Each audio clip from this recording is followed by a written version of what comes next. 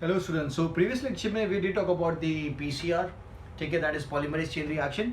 Okay, I hope आपने lecture को अच्छे से go through कर लिया और किस तरीके से PCR perform होता है आपको अभी idea आ गई होगी. So in this lecture we'll talk about the application of PCR and we'll move to the further steps for the recombinant technology. So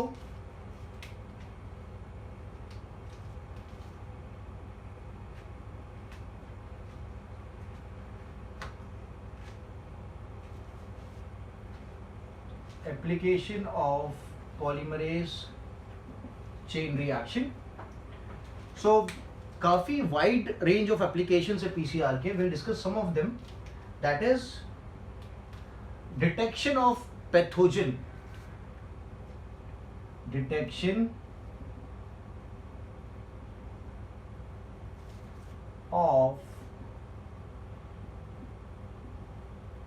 pathogen. ठीक है, दैट मीन्स जैसे कि कोई पैथोजन आपकी बॉडी में एंटर हो गया तो इनिशियल स्टेज में उस पैथोजन का अमाउंट क्या होगा, काफी कम होगा. ठीक है, the pathogen amount is going to be very less because it is going to slowly and gradually multiply and increase this number. So initial stage में उसको पता लगाना, we need to find out the pathogen, तो that is not possible. तो उस case में जब आप पीसीआर यूज करोगे तो पीसीआर क्या करेगा, उस पैथोजन को एम्पलीफाई कर सकता है. ठीक है, उसके प्रोडक्ट को एम्पलीफाई कर सकता है. ठीक है, जिसके से आपको पता चल जाएगा कि ये पर्टिकुलर पैथोजन बॉडी के अंदर अवेलेबल है. ठीक है, so detection of pathogen in the initial stage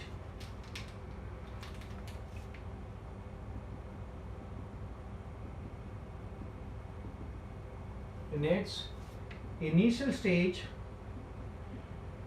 when its number is very less. ठीक है, जैसे कि एड्स की बात करते हैं तो एड्स का वायरस अगर आपकी बॉडी के अंदर है तो उसको डिटेक्ट कैसे करेंगे, क्योंकि इनिशियल टाइम में द क्वांटिटी और the number of the virus is very less. So in that case the PCR can be used to detect the presence of the virus in your body. Second is forensic.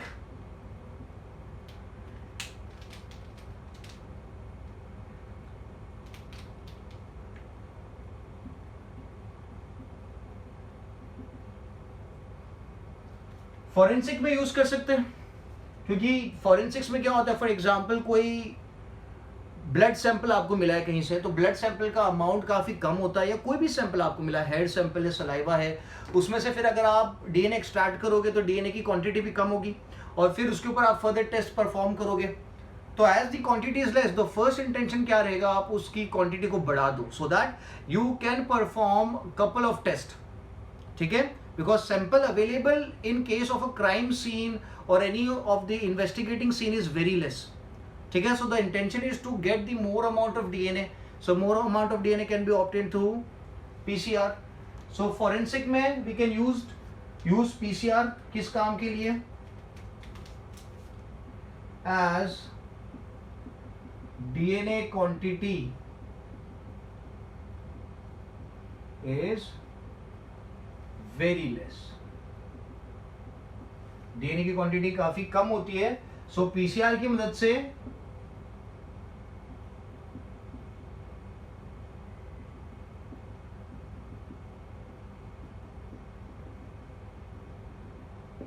DNA can be amplified. Done.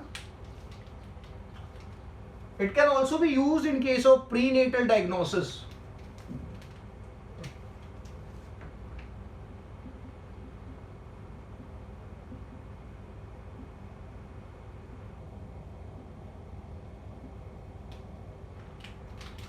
Prenatal diagnosis या prenatal diagnostics में use हो सकता है. Prenatal is before the birth. If during the formation of a baby if there are some abnormalities being caused, तो आप क्या करोगे, sample निकाल लो और उसका फिर पीसीआर रन कर दो. तो जो भी एबनॉर्मलिटी है, जो भी क्रोमोसोम कंटेंट है, डीएनए कंटेंट है, आपको ज़्यादा अमाउंट में मिलेगा और आप उसको एक्सटेंसिवली अच्छे से स्टडी कर सकते हो और पता लगा सकते हो कि यार जो बेबी बन रहा है उसके अंदर कोई एबनॉर्मलिटी तो नहीं है, कोई बीमारी तो नहीं है. तो PCR can be used for prenatal diagnosis. ठीक है, it can also be used for detection of mutation. It can also be used for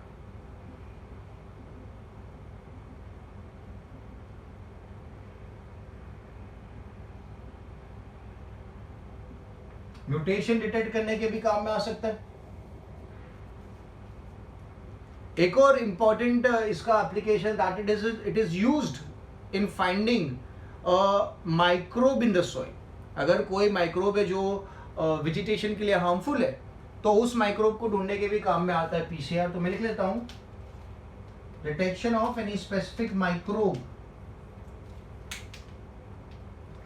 detection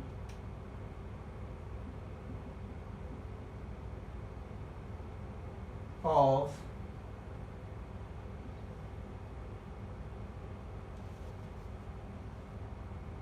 any specific microbe, ठीक है, इन दिस सॉइल, या फिर will put it as it is, कहीं पे भी आपको स्पेसिफिक माइक्रोब को पीसीआर की मदद से ढूंढ सकते हो, सॉइल लिखने की जरूरत नहीं है। Okay, and it is also used in palaeontological study. ठीक है, पैलियोंटोलॉजी आपको पता है, आप व्हाट्सएप करके मुझे बताओगे कि पैलियोंटोलॉजी का मतलब क्या होता है। ठीक है,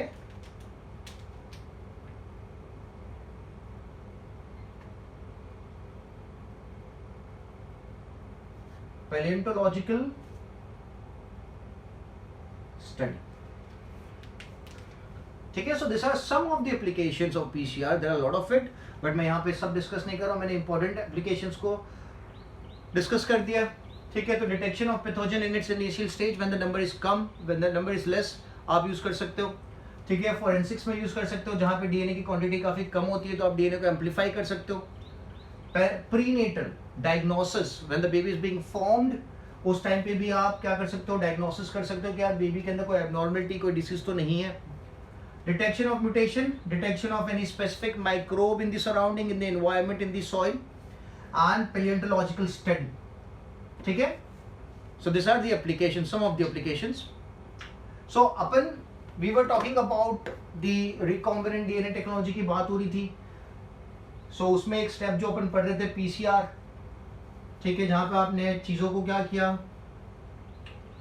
आपने डीएनए को डीनेचर किया, फिर उसको उसके अंदर आपने एनिलिंग करा और फिर एक्सटेंशन किया। उससे पहले क्या चल रहा था, आपने जेल इलेक्ट्रोफोरेसिस किया था, आपका जो डिजायर्ड डीएनए था, ओके, जो आपको जेल में मिल गया, उसका आपने क्या किया, इल्यूशन किया था। इल्यूशन से पहले क्या किया था, स्पूलिंग। ठीक है, आई होप आपने वो वीडियो लेक्चर अच्छे से गो थ्रू कर लिया, तो आपको वो सब चीजें पता है। So now let's say we have the desired DNA available.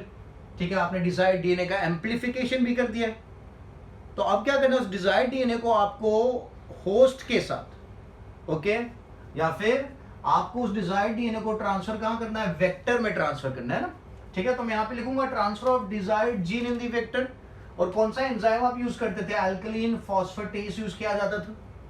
ठीक है, तो यहां लिख लेते हैं transfer of desired gene in the vector.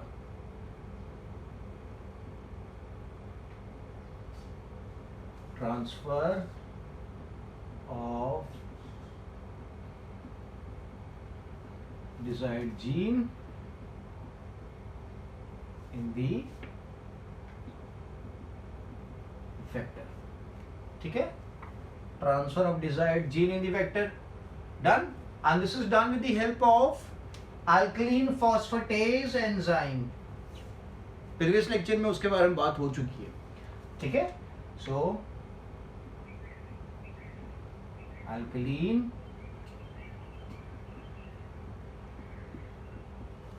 phosphatase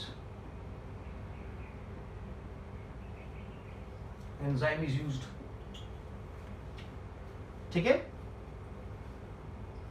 now we need to use the ligase, जो क्या करेगा, डिजायर्ड जीन और वेक्टर के बीच में बॉन्डिंग कर देगा। ठीक है, which integrates the desired gene with the vector। तो लिखेंगे T4 ligase,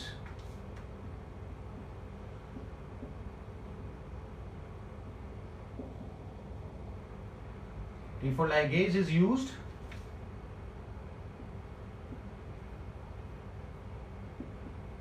which integrates the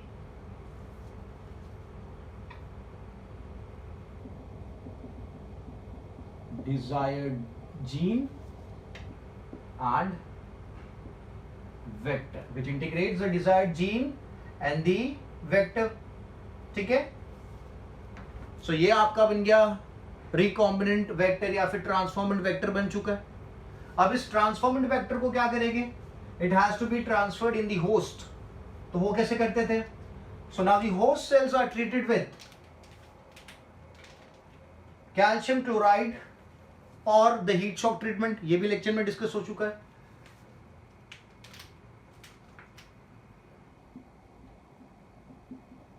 Host cell are treated with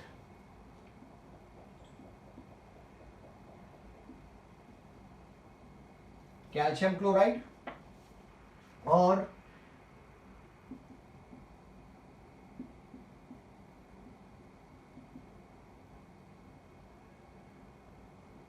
heat shock treatment दी जाएगी. So they become ready to accept the treated with calcium chloride for the entry of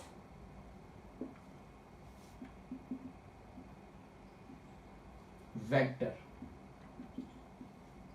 transformant vector. ठीक है, so अब cell के अंदर vector भी आ चुका है, transformant vector आ चुका है होस्ट सेल के अंदर. तो अभी सेल क्या बन जाएगा, the cell is going to be termed as a recombinant cell. The cell is going to be termed as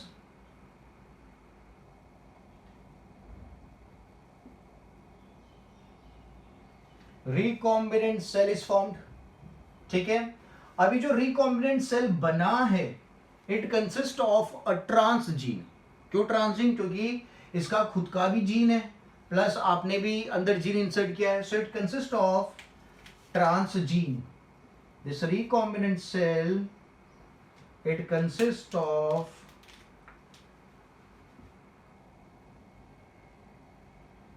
transgene, and this transgene consists of what? It consists of transgenic products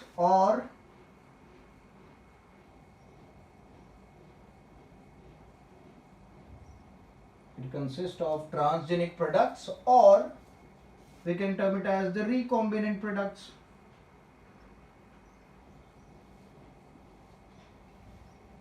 transgenic products बनेंगे या फिर recombinant products बनेंगे. Now to obtain this products in higher amounts, अगर ज्यादा amount में मुझे इन products को बनाना है तो I need to use bioreactors. किसे यूज किया जाता है, large containers, okay, which have the capacity of 100 to 1000 liters. Those are termed as bioreactors. Okay, उनको यूज किया जाएगा. तो ये जो मेरे recombinant cells है, इन recombinant cells को उन bioreactors के अंदर डाल के कल्चर किया जाएगा. The bioreactors are going to provide optimum temperature pH for the growth and development of the recombinant cells. And once the recombinant cells they grow and they develop, they would start producing the transgenic products which I am looking for. ठीक है, is it clear. तो यहां तक ये जो अभी तक का जो भी प्रोसेस अभी आपने देखा, जो प्रीवियस लेक्चर में भी डिस्कस हुआ था, और यहाँ पे up till the formation of recombinant cell, that process is known as upstream processing. क्या कहा जाता है उसे, that is termed as upstream processing.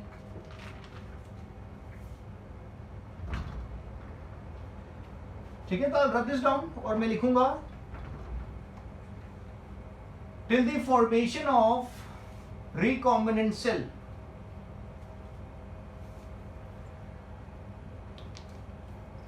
Till the formation of recombinant cell,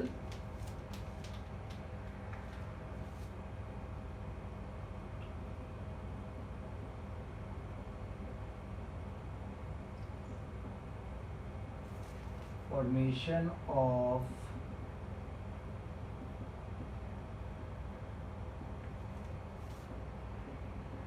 recombinant cell, जो पूरा प्रोसेस था, that is termed as upstream processing.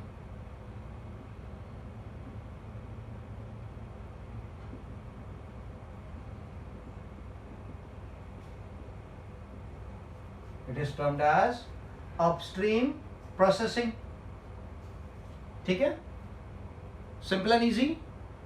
जब previous lecture में जो भी डिस्कशन हुआ, स्पूलिंग था, इल्यूशन था, ओके, जेल इलेक्ट्रोफोरेसिस था, binding of the gene to the vector है, entry of the transformant vector in the host, पूरा process up till the formation of recombinant cell, इसे कहा जाता है अपस्ट्रीम प्रोसेसिंग। क्या कहा जाएगा? Upstream processing. अब जो प्रोसेस अपन डिस्कस करेंगे, ठीक है, so that is going to be the downstream processing. ठीक है, सो नाउ जो रिकॉम्बिनेंट सेल्स उनको कहां प्लेस कर दिया जाएगा? The recombinant cells are going to be placed in bioreactors. Let's put it as RC, recombinant cells are placed in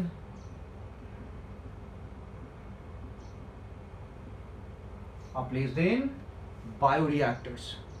ठीक है, what are bioreactors?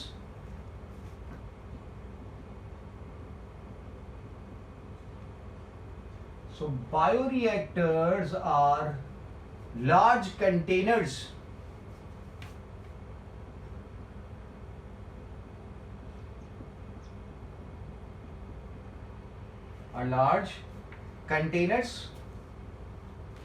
कितना कैपेसिटी मैंने बोला? 100 to 1000 लीटर्स।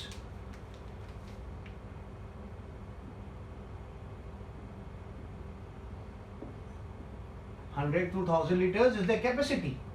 ठीक है, and they provide the optimum environment for the growth of recombinant cells. Provides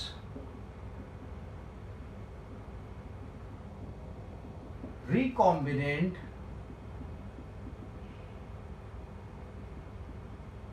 environment for growth of optimum, not recombinant. It provides कौन कर रहा है? Bioreactors. Bioreactors provide optimum environment for growth of recombinant cells. ठीक है, optimum temperature है, optimum pH है, सब कुछ प्रोवाइड किया जाएगा so that the recombinant cells can grow properly. ठीक है, so now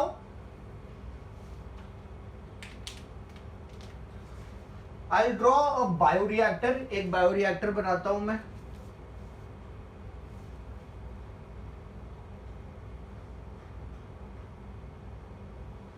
आप लोग अच्छे से स्केल यूज करके बनाना।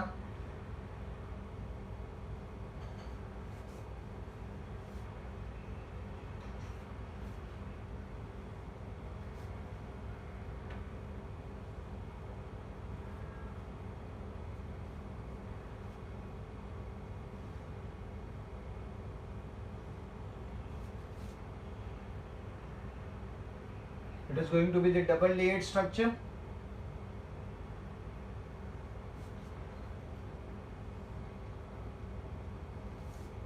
ठीक है, और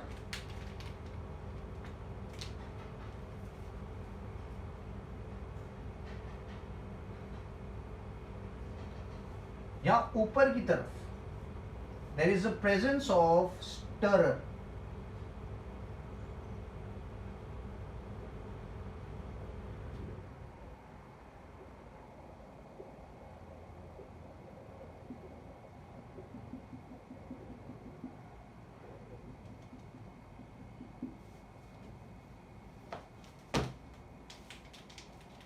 और यहां नीचे की तरफ there is presence of sparger.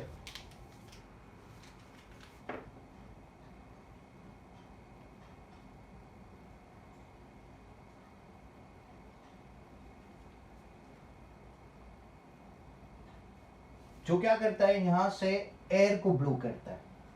ठीक है, Sterlite air is blown in with the help of sparger.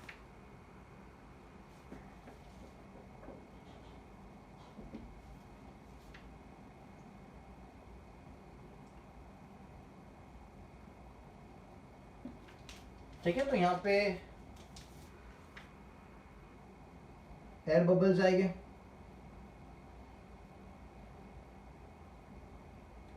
और ये जो पूरा चैम्बर है, ये पूरा जो बायो रिएक्टर है, कंटेनर है, इस कंटेनर में क्या है, there is presence of nutritive media, there is presence of recombinant cells,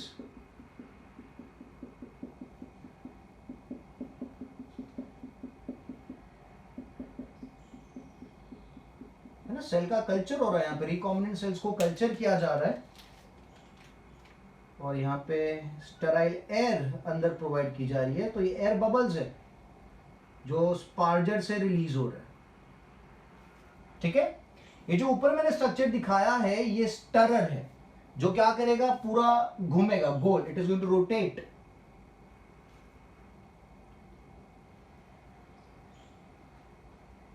ये रोटेट करेगा, तो क्या होगा, रोटेशन की वजह से मिक्सिंग अच्छे से होगी।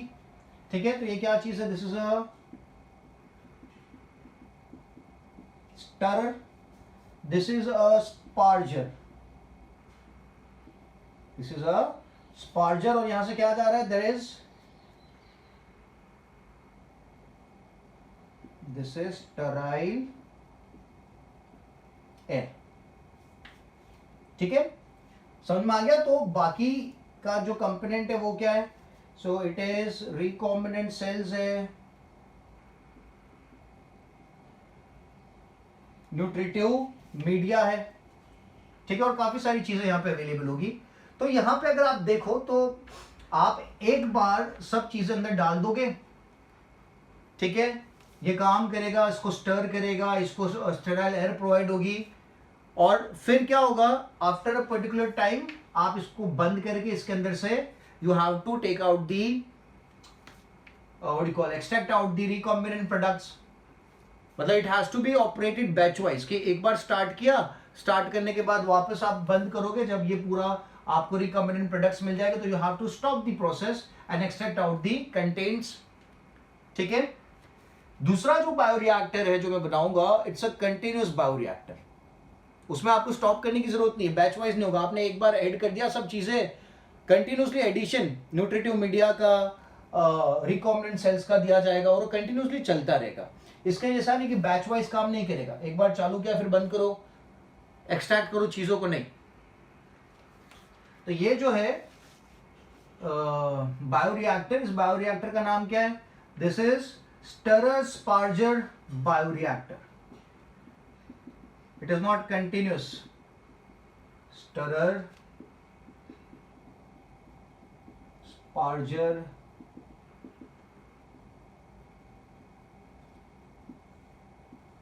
बायोरिएक्टर। ठीक है, simple and easy, double layered structure है, कंटेनर है। नाउ इससे अपग्रेडेड बायोरिएक्टर की बात करते हैं, कंटिन्यूअस बायोरिएक्टर की बात करते हैं।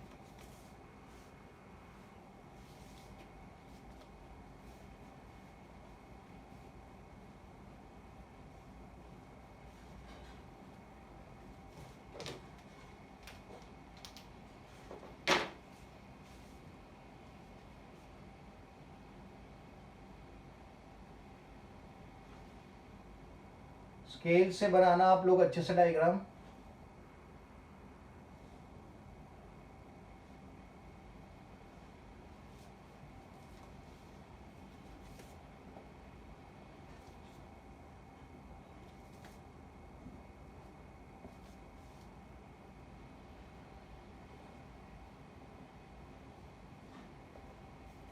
This is also a double layered structure.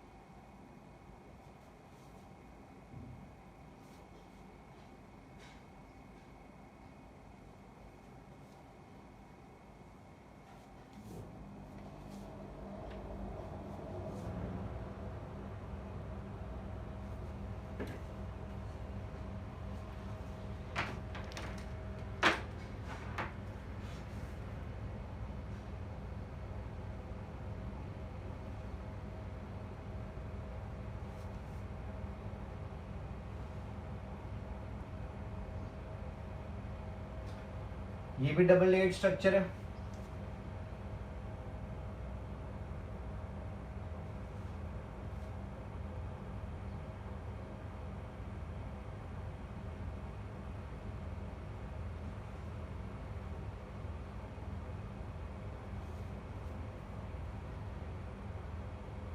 और इसके अंदर हॉट वाटर फ्लो करेगा।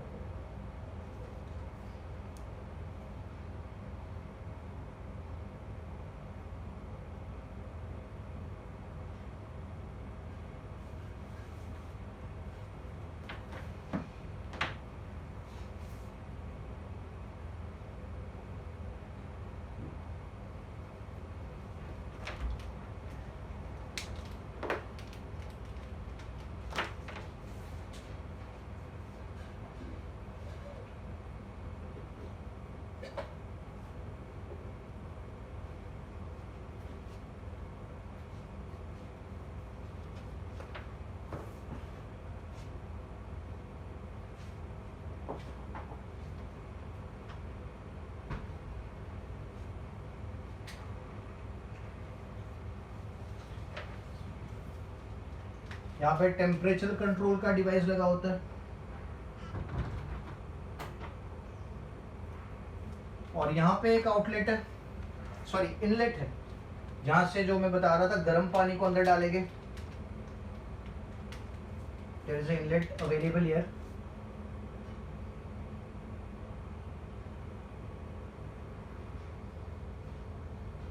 यहाँ से गर्म पानी को अंदर डाल सकते हैं। और यहाँ पे ब्लेड्स लगी होती है। क्या लगी होती है?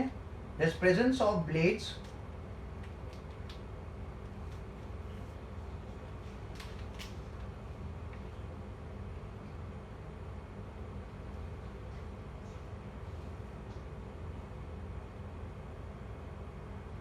ठीक है। ये पूरा गोल घूमने वाला है। जो स्ट्रक्चर मैंने रॉड दिखा रखी है बीच में, ये रॉड क्या करेगी? पूरा मूव करेगी। इट्स अ स्टरर, जो आगे वाले केस में आपने देखा था।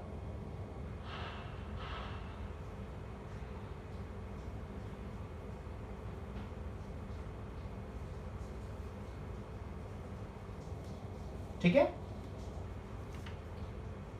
जो पूरी रॉड है इट्स अ स्टरर, और इसके ऊपर की तरफ क्या अरेंज्ड है? इसके ऊपर ब्लेड्स अरेंज्ड है। There is the presence of blades. There is the presence of blade, जो मिक्सिंग में हेल्प करेगी। और यहां पे दो छोटी ब्लेड्स लगी होती है, जिन्हें which are used for the breakage of froth। जो झाग काफी ज्यादा अगर क्रिएट हो जाता है यहाँ पे, तो उस झाग को हटाने का काम करेगी ये ब्लेड्स, जो यहाँ ऊपर की तरफ लोकेटेड है। And this bioreactor, as it's a continuous bioreactor, it consists of some of the inlets। आपको इनलेट्स देखने को मिलेगा यहाँ पे।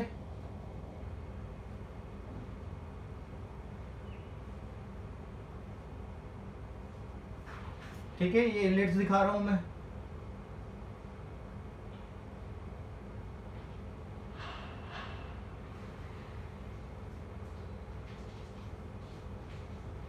These are the inlets present।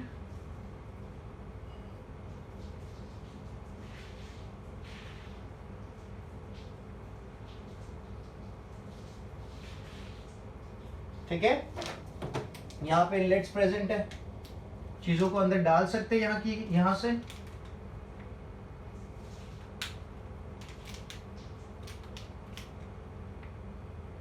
दो इनलेट्स में इधर भी दिखा देता हूं, इस बाजू।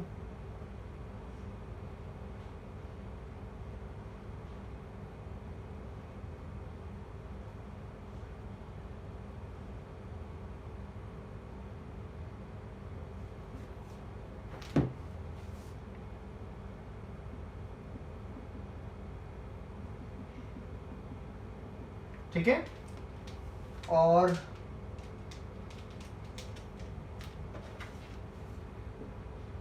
जो प्रोडक्ट बनेगा उस प्रोडक्ट को यहां से ऑब्टेन कर सकते नीचे से।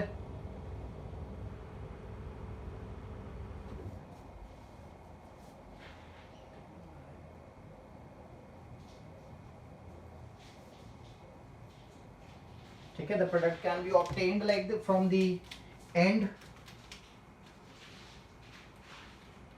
क्लियर है, डन। और यहाँ पे एक और आउटलेट अपन देते हैं, that is for the water that has been taken in, उसको बाहर निकालने के लिए।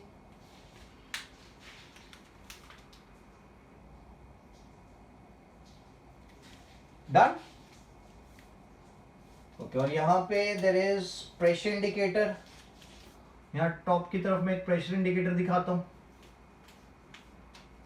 तो यहाँ पे भी it is double membrane structure, double layered structure, ठीक है। और यहाँ पे भी we have to use a sparger, तो मैं यहाँ पे स्पार्जर दिखा देता हूं। क्या काम है स्पार्जर का? स्टेराइल एयर पंप करेगा स्पार्जर अंदर की तरफ।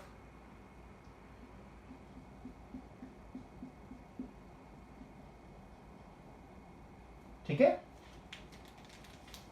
सो यहाँ पे भी it's all gonna filled up with the recombinant cells है, न्यूट्रिटिव मीडिया है, सब कुछ यहाँ पे होगा। और ये आप एक बार बायोरिएक्टर स्टार्ट करोगे तो आपको बंद करने की जरूरत नहीं, इट्स अ कंटिन्यूस प्रोसेस, ये कंटिन्यूसली चलता रहेगा, ये कंटिन्यूसली चलता रहेगा।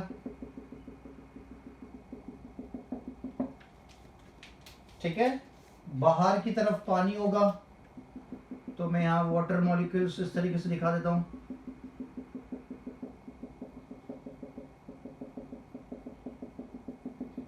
ठीक है, मैंने इनलेट्स बना रखी है, तो इनलेट्स के नाम लिख लेते हैं कि इनलेट्स के थ्रू क्या क्या चीजों को आप इस बायोरिएक्टर में डाल सकते हो।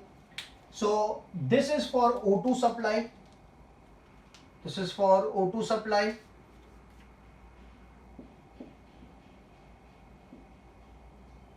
ठीक है, this is for transfer of acid और बेस, ये पीएच लाइन है। दिस इज, इसका काम होता है कि अंदर की तरफ पीएच को मेंटेन करना। तो यहां से किस चीज को आप सप्लाई कर सकते हो? एसिड या फिर बेस को सप्लाई करेंगे। ठीक है, फिर यहां पे इनलेट है, तो यहां से what we are going to put is we are going to put up the anti form substances, कि फॉर्म ज्यादा क्रिएट ना हो, इसीलिए विल यूज एंटी फॉर्म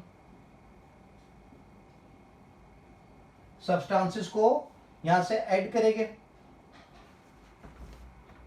ठीक है, एरो नहीं दिखा रहा हूं। सेकेंड वाले से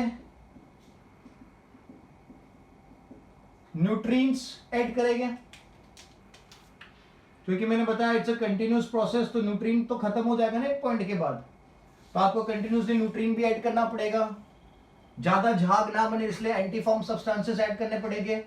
और तीसरा जो आपको इनलेट दिख रहा है, that is for the addition of recombinant cells, क्योंकि यहां से रिकॉम्बिनेंट सेल्स बाहर आ जाएंगे अगर, तो यहां पे आपको fresh stock of recombinant cells को ऐड करना पड़ेगा। So that is termed as inoculum. क्या कहा जाता है? That is termed as inoculum.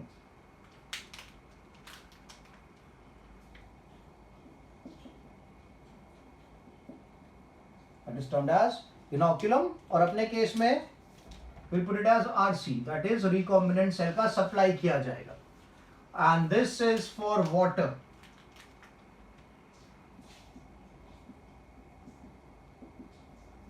Hot water.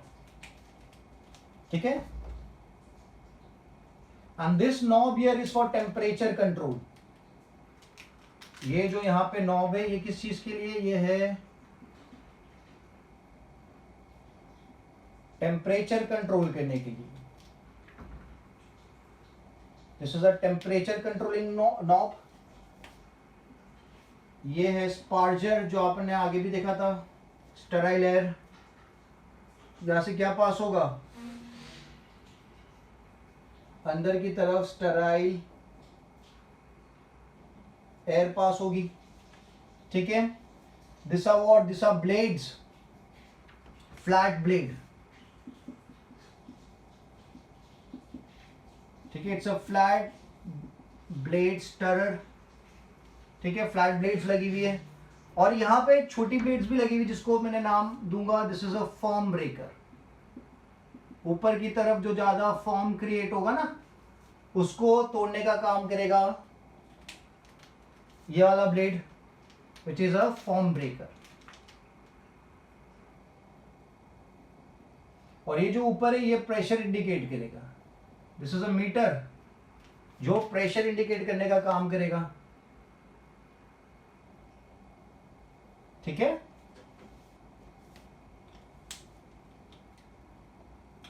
अच्छा यहां बाकी है. This is the water outlet. ये क्या था? Hot water inlet. This is water outlet. ठीक है. अब जो भी रिकॉम्बिनेंट प्रोडक्ट्स बनेंगे, those recombinant products can be obtained from here. यहां पे मैं लिखता हूं रिकवरी ऑफ प्रोडक्ट्स. नीचे से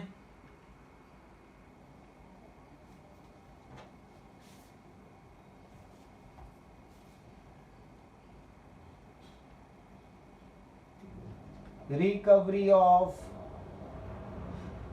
प्रोडक्ट्स.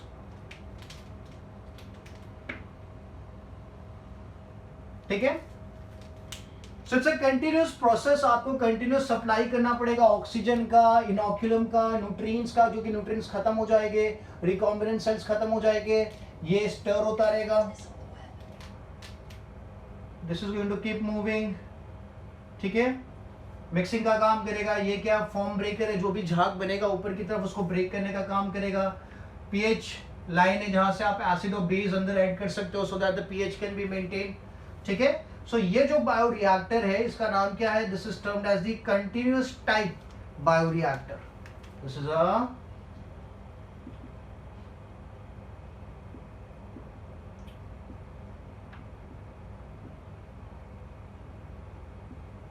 Continuous type bioreactor. ठीक है. Simple and clear. 3 आउटलेट्स यहाँ, इनलेट्स यहाँ पे, एंटीफॉर्म सब्सटेंसेस न्यूट्रिएंट के लिए, इनोक्यूलम के लिए. 2 यहाँ पे है, that is for addition of acid और base to maintain the pH and oxygen supply.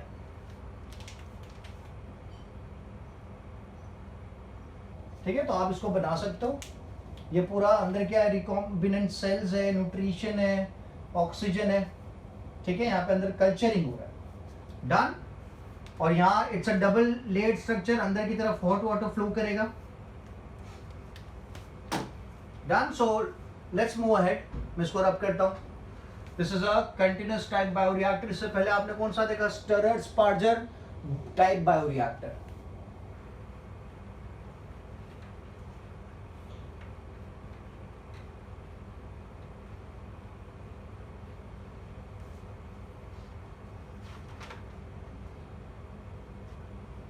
ठीक है. सो जैसे मैंने बताया कि रिकॉम्बिनेंट सेल बनने तक का जो प्रोसेस था that was termed as upstream processing. और रिकॉम्बिनेंट के बाद का जो प्रोसेस है that is obtaining the recombinant products और the transgenic products from the recombinant cell is termed as downstream processing. ठीक है. तो डाउनस्ट्रीम प्रोसेसिंग में क्या क्या आएगा?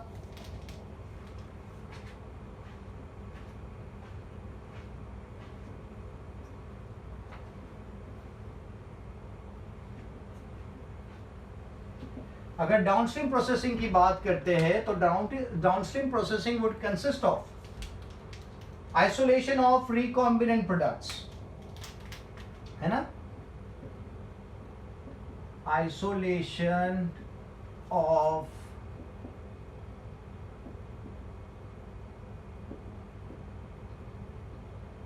recombinant products. ठीक है. Then there is purification of that product required. आपको प्रोडक्ट को प्यूरिफाई करना पड़ेगा. ठीक है. Then there is requirement of purity testing. जो प्रोडक्ट आपने प्यूरिफाई किया है, recombinant product, is it actually pure? So it undergoes the purity testing. ठीक है. नाउ जो भी प्रोडक्ट बनाया जाता है it has to be kept for a longer period of time, क्योंकि उसका यूटिलाइजेशन जो है वो काफी लंबे टाइम के बाद भी लोग कर सके. इसीलिए there is addition of preservatives. It can be stored for a longer time period. इसीलिए addition of preservatives. There is addition of preservatives. ठीक है. So that it can be kept for a longer period of time. जो भी recombinant product बनेगा वो. Third, okay, and then there is packaging. फिर क्या करेंगे, पैकेजिंग करके उसको मार्केट में उसका कमर्शियलाइजेशन कर सकते, उसको बेच सकते हैं। ठीक है, तो प्रिजर्वेटिव्स की बात करते तो हर एक चीज में प्रिजर्वेटिव्स आती है, so that it can be used okay after a long period of time as well, वो फ्रेश रहे। ओके, प्रिजर्वेटिव्स क्या करेंगे,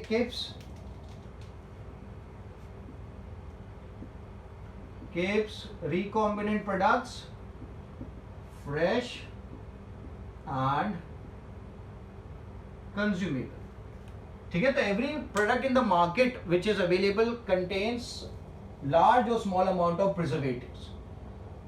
ठीक है, उसके ऊपर it has to be mentioned, जो पैकेजिंग होगी उसके ऊपर मेंशन भी किया जाएगा कि कोई साइड इफेक्ट है क्या ये प्रोडक्ट का। It has to be mentioned on the packaging as well as the purity level भी मेंशन किया जाएगा पैकेजिंग के ऊपर। ठीक है, so this is downstream processing, ये सब चीजें परफॉर्म करी जाएगी। So now will talk about some of the products, recombinant products की बात करते हैं। ठीक है, जो बायोरिएक्टर्स के थ्रू ऑब्टेन किए जा सकते हैं, सम ऑफ द रिकॉम्बिनेंट प्रोडक्ट्स और the examples of RP, that is recombinant products। ठीक है, so one is RioPro, one of the recombinant product is RioPro which is used in dissolving blood clots। अगर blood vessels के अंदर blood clotting हो जाती है तो RioPro को यूज किया जाता है। ओके, जो आपकी बॉडी में जो ब्लड क्लॉट्स क्रिएट हो, it's a medication. Okay, blood clots create, उसको डिसॉल्व करने का काम करेगा। तो मैं यहां लिखता हूं, it dissolves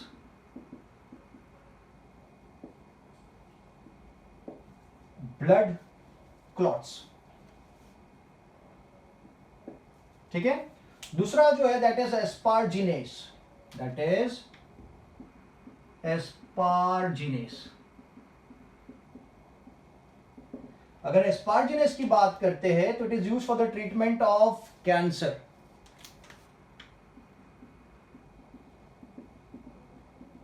it is use in the treatment of cancer. ठीक है, फिर हिरुडीन, हिरुडीन आपको पता होना चाहिए, ऑब्टेन फ्रॉम लीच। जो हिरुडीन है, it works as an anticoagulant.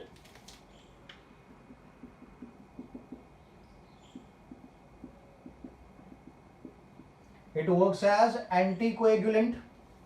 Then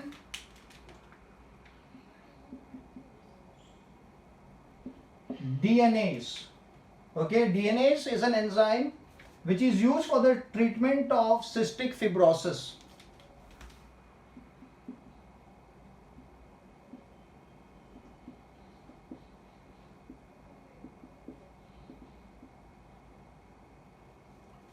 cystic fibrosis के ट्रीटमेंट में आता है। Then there is platelet derived growth factor। There is platelet derived growth factor, PDGF। It is also written as PDGF, platelet derived growth factor। किस काम में आता है? So it is useful in treating ulcers,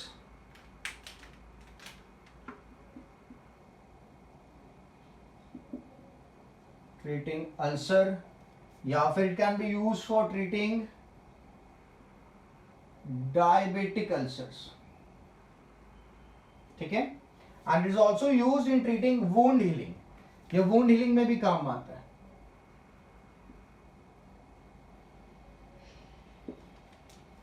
ठीक है, फिर blood clotting factor number 9, blood clotting factor 9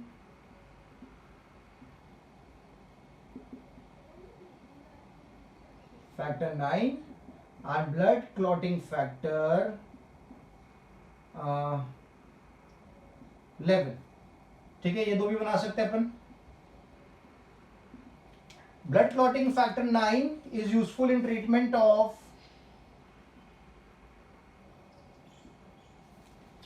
haemophilia B, and blood clotting factor 11 is used in treatment of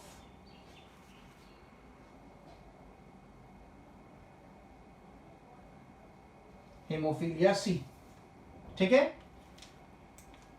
one more recombinant product अगर देखें, दैट इज इंटरफेरॉन।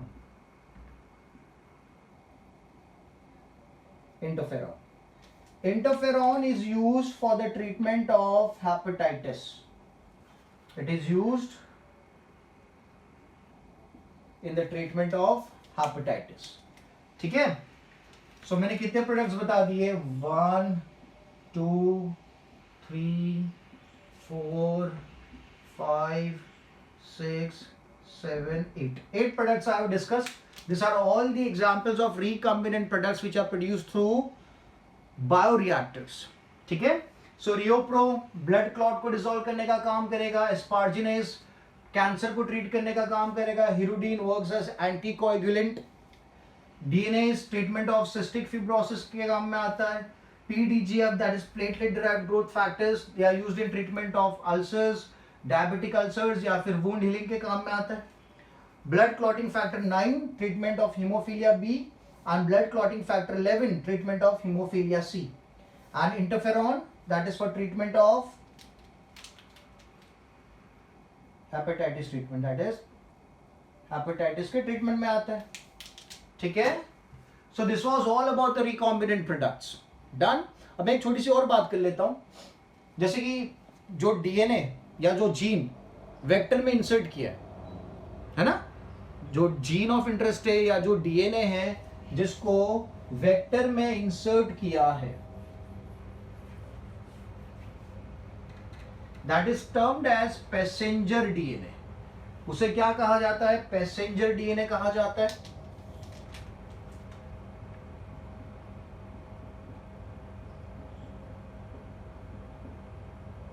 क्या है passenger DNA? जो आपका gene of interest था,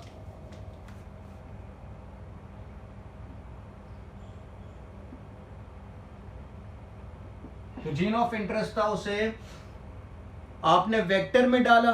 वेक्टर इज अ व्हीकल, और वो किसे कैरी करेगा? उससे वो कैरी करेगा जीन ऑफ इंटरेस्ट को, जो आपको आपका इंटरेस्टेड जीन था जो आप होस्ट में डालना चाहते थे। तो जो जीन है, जो डीएनए है, उस डीएनए को क्या कहा जाएगा? पैसेंजर डीएनए कहा जाएगा। इस पैसेंजर डीएनए को कौन कैरी कर रहा है? वेक्टर कैरी कर रहा है ना। पैसेंजर डीएनए मतलब क्या हो गया? जीन ऑफ इंटरेस्ट हो गया। तो ये पैसेंजर डीएनए वाले केस में किन चीजों को यूज किया जा सकता है इस पैसेंजर डीएनए? तो पैसेंजर डीएनए का एक एग्जांपल मैं देता हूं, सी डीएनए। कौन सा DNA? C DNA, that is copy DNA कहा जाता है। और एक कॉपी डीएनए का फॉर्मेशन किया जाता है बाय एमआरएनए। एमआरएनए से बनाया जाता है सी DNA, that is copy DNA, with the help of the enzyme reverse transcriptase। किसकी मदद से? रिवर्स ट्रांसक्रिप्टेज की मदद से। अब ये करने की क्या जरूरत पड़ी आपको? मैसेंजर आरएनए से सीडीएनए बनाने की क्या जरूरत पड़ी? क्योंकि आपको पता होना चाहिए कि जो यूकैरियोटिक डीएनए है, जो यूकैरियोटिक डीएनए है, मैं लिखता हूं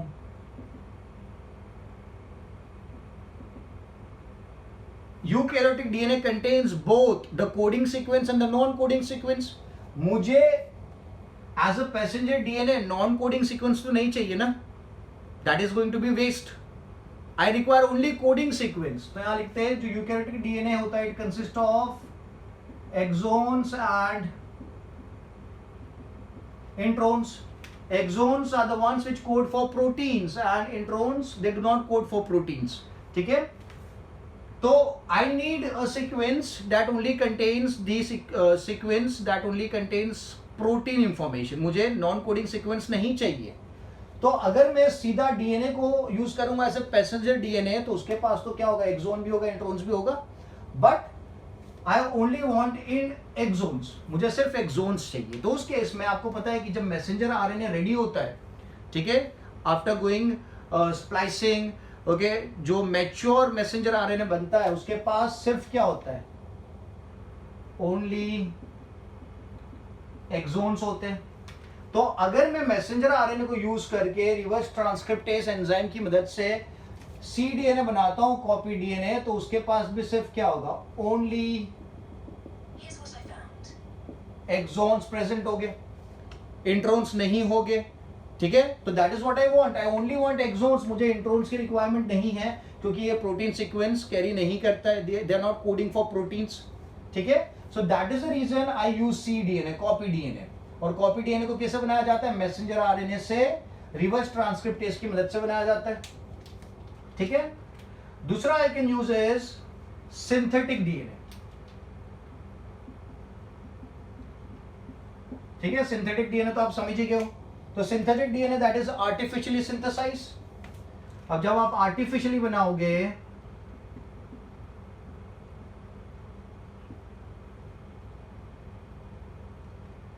आर्टिफिशियली सिंथेसाइज करोगे तो इसके पास क्या होगा, आप सिर्फ इसको एक्सोन्स प्रोवाइड करोगे, कंटेन्स ओनली एक्सोन्स, ठीक है, सिर्फ एक्सोन होगी क्योंकि आपने इसको आर्टिफिशियली बनाया। And last that can be used as a passenger DNA is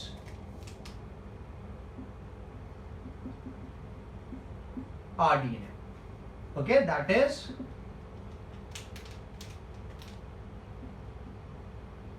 any random DNA, ठीक है। क्योंकि आप इस रैंडम डीएनए को वेक्टर के साथ डाल के होस्ट में डालोगे तो आपको पता चलेगा कि ये जो रैंडम डीएनए इसका प्रोडक्ट क्या है या कौन से प्रोटीन्स बनाता है, आपको पता चल जाएगा, ठीक है।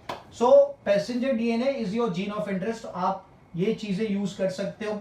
cDNA वाला मैंने कंसेप्ट आपको बता दिया क्योंकि messenger RNA only contains exons and I need exons because exons have coding sequence, इसलिए मैं क्या करूंगा, डायरेक्टली डीएनए यूज नहीं करूंगा, मैं मैसेंजर आरएनए से रिवर्स ट्रांसक्रिप्टेज की मदद से cDNA बनाऊंगा और फिर उसको यूज करूंगा एज अ पैसेंजर डीएनए, ठीक है।